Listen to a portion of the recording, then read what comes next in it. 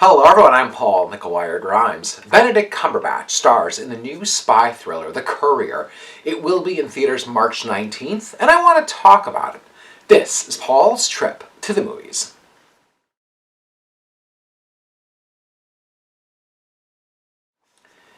The Courier is inspired by true events surrounding Greville Wynne, played here by Benedict Cumberbatch. It's the 1960s, and the Russians and the Americans now have nuclear weapons.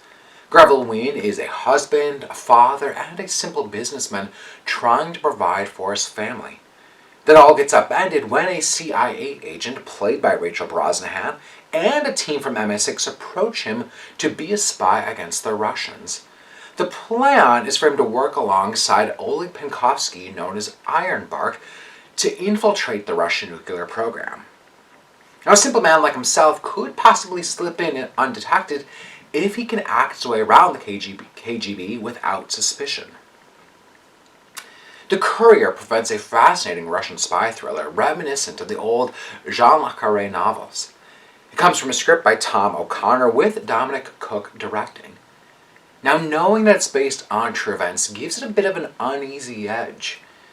Now, this genre, though, can be a bit tricky to pull off for modern audiences, I think, given that it's a bit more intellectual-driven than standard action-packed thrill rides. Pacing is key, and I think that Dominic Cooke really struggled with this concept. There are a lot of moving pieces and players in this chess game.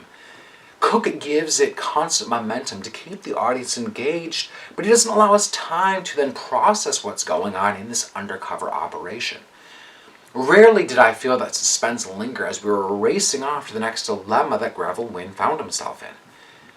Benedict Cumberbatch is quite good at bringing out that erratic, nervous energy to Wynne at the beginning, as his lack of self-confidence really starts to get in his way. It's not long, though, before he really starts to find his groove, and we see Wynne have fun with playing the role of a spy. He gets more invested than anyone thought he would, which then brings up more imminent danger for his family. Cumberbatch really fits these types of characters well, as we've seen with him in The Imitation Game and Sherlock. Jessie Buckley is quite lovely as his wife, making the most out of the standard suspecting wife role as she starts to realize that something's off with her husband. Rachel Brosnahan, on the other hand, feels a bit wasted as the CIA agent at the helm of this all. She's a really great character actress, but she's not given a lot to do here. I highly recommend her other new movie, I'm Your Woman, which is now streaming on Amazon Prime. There's a really interesting partnership here between Greville Wynne and Oleg Penkovsky, and the end credit text gives us, ample information on what happened to both of them. Now, if only The Courier felt a little bit more original and textured, given these two men, the surrounding Cuban Missile Crisis, and this cast.